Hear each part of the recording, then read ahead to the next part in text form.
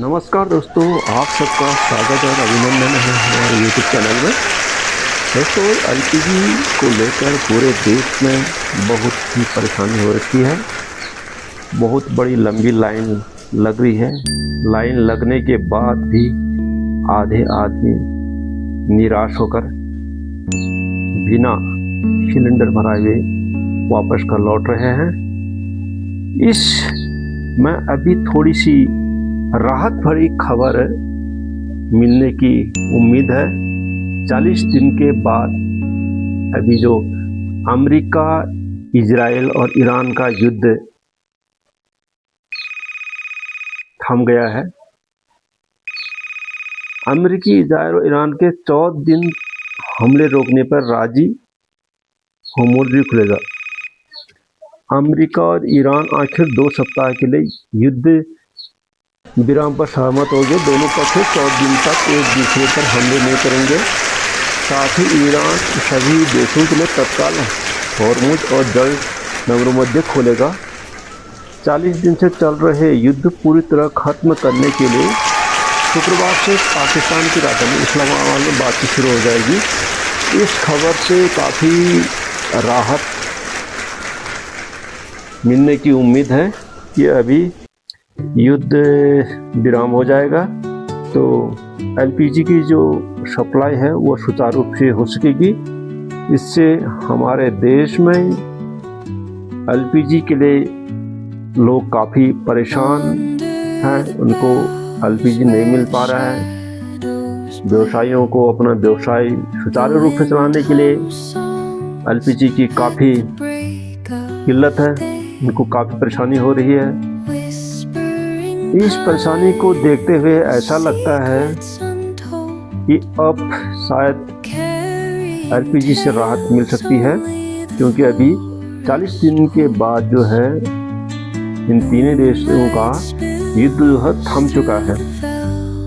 अभी शुक्रवार को जो है इस्लामाबाद, पाकिस्तान में जो है बातचीत शुरू है। देखते हैं क्या यहाँ का नतीजे आते हैं। डोनाल्ड ट्रंप जो अमेरिकी राष्ट्रपति हैं अपने युद्ध के जाल में फंसे हैं। संघर्ष विराम पर जो अमेरिका में खुद में राजनीतिक घमासान शुरू हो रखा है,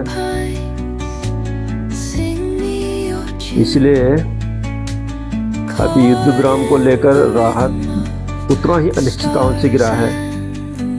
ईरान ने अमेरिका के 15 सूत्री एजेंडे को दरकिनार कर स्थायी शीतकाल के लिए रखी अपनी 10 शर्तें रखी हैं। मतलब ईरान ने, इजराइल ने युद्ध विराम का समर्थन किया है, लेकिन पीएम बेंजामिन नेतन्याहू ने साफ किया है कि यह लेबनान में हिजबुल्लाह के खिलाफ जारी सैन्य कार्रवाई पर लागू नहीं होगा। तो हिजबुल्लाह के खिलाफ जो कार्रवाई है वो लागू नहीं होगा। उसने संघर्ष विराम के बाद दक्षिणी लेबनान में हमले जारी रखे। तो अभी हमले ईरान ने भी साफ कह दिया है कि अभी 2 सप्ताह के लिए ये जो जंग थमी है फिलहाल अभी, तो उसके लिए ईरान ने भी स्पष्ट किया है कि अभी वो सभी देशों के लिए जो है हॉर्मुज जल नमरूमध्य से जहाँ से एलपीजी की सप्लाई होती है जहाज़ों के जरिए, तो वो रास्ता अभी सभी देशों के लिए खोल दिया गया है। इससे अब लगता है कि एलपीजी की किल्लत और एलपीजी से जो काफ़ी लोग परेशान हैं और थे, उनके लिए एक राहत भरी खबर है कि अब शायद पहले जैसा जो है एलपीजी की सप्लाई शुरू हो जाएगी और आदमी को जो है अपने घरों में होम डिलीवरी मिलनी शुरू हो जाएगी।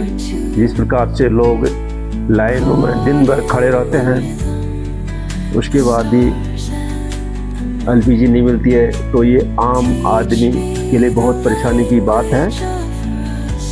किसी का जो डीएसटी नंबर हो तो वो काफ़ी दिनों बाद आता है, किसी का आता नहीं, किसी का आया भी वो भी कभी डिलीट हो गया ओटीपी, तो उसके लिए भी दिक्कत, फिर वो भी परेशानी हो जाता है। एक तो बड़ी लंबी लाइन लगानी पड़ती है। लाइन लगाने के बाद ही कभी एलपीजी एजेंसियों के पास सिलेंडर की कमी हो जाती है और लाइन जो है बहुत बड़ी लग जाती है। इससे सभी आदमियों को जो है एलपीजी सिलेंडर नहीं मिल पाता है। इसको देखते हुए अब लगता है कि एलपीजी की जो सप्लाई है वो पहले जैसे शुरू हो जाएगी। अभी इतनी दिक्कत नहीं होगी ऐसे सुनने में आ रहा है। जैसे आज के पेपर के हिसाब से दिया है कि अभी 40 दिन के बाद जो जंग था वो थम गया है।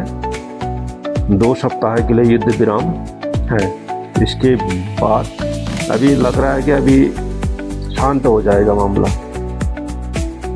सभी देशों ने इसका समर्थन किया है, तो सारे देश शांति चाहते हैं। इसलिए ये युद्ध से जो है काफ़ी देशों को जो है परेशानी हुई थी, इसलिए अब सभी को एलपीजी की सप्लाई हमारे देश में खासकर एलपीजी की काफ़ी दिक्कत हुई थी, तो यह सुचारू रूप से